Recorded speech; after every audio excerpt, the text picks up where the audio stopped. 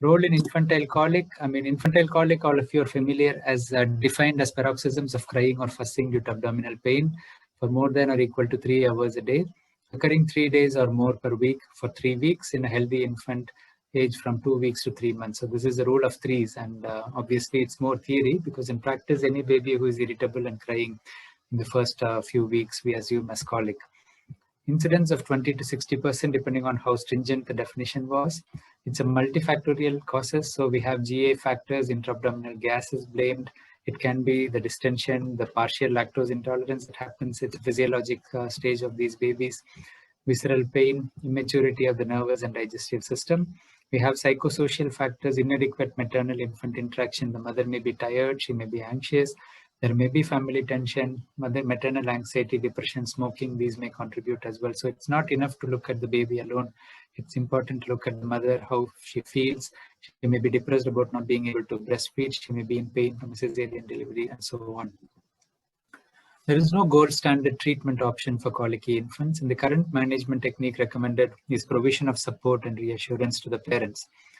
Pharmaceutical treatment has limited benefit in the management of colic. Agents like dicyclomine, simethicone have been used, and most of us still use it in some cases.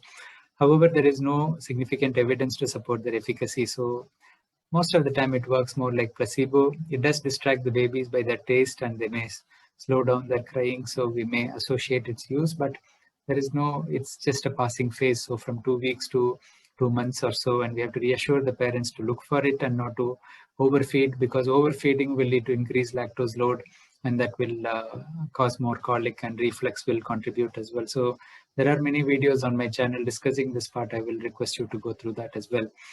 The recent evidence has suggested probiotic and symbiotic usage for the improvement of colicky pain, and this is one area of significant interest. We discussed the gut-brain axis already, and one of the ways in which the colic might be reduced is by balancing it more towards a smoother transition.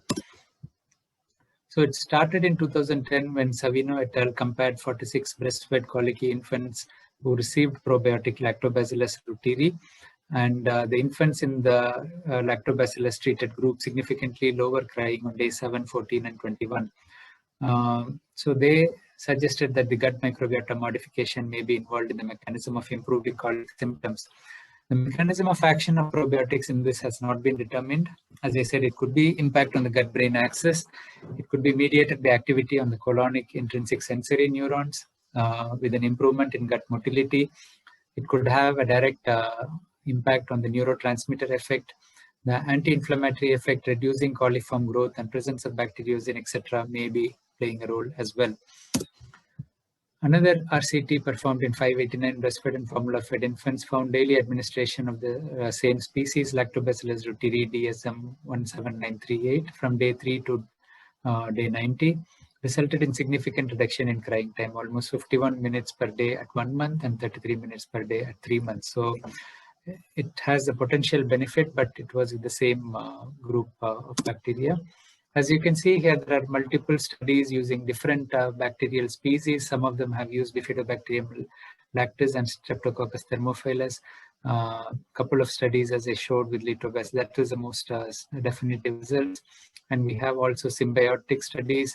Some of them did not show any effect, and some of them showed positive effect. So you have to take it with consideration, and all. Obviously, reduced crying is subjective. And as I said, it doesn't impact the long-term outcome. So whether it really benefits, we have to think. So if you have 2 risk factors, for example, cesarean delivery in a partly formula-fed baby, you could consider probiotics. But in exclusive breastfeeding baby, the Bifidobacterium colonization is already going to be successful, especially if born by vaginal delivery. So the role of probiotics in these groups may not be as good. As colic is multifactorial, encouraging breastfeeding and teaching parents to be calm are the mainstay. Probiotics could have a role in colic, but it is difficult to quantify, as the benefit is more psychosocial, as I said, and unlikely to have long-term benefits. You have to look at the cost implications as well, as some probiotics are more expensive. They may not be covered in the insurance. So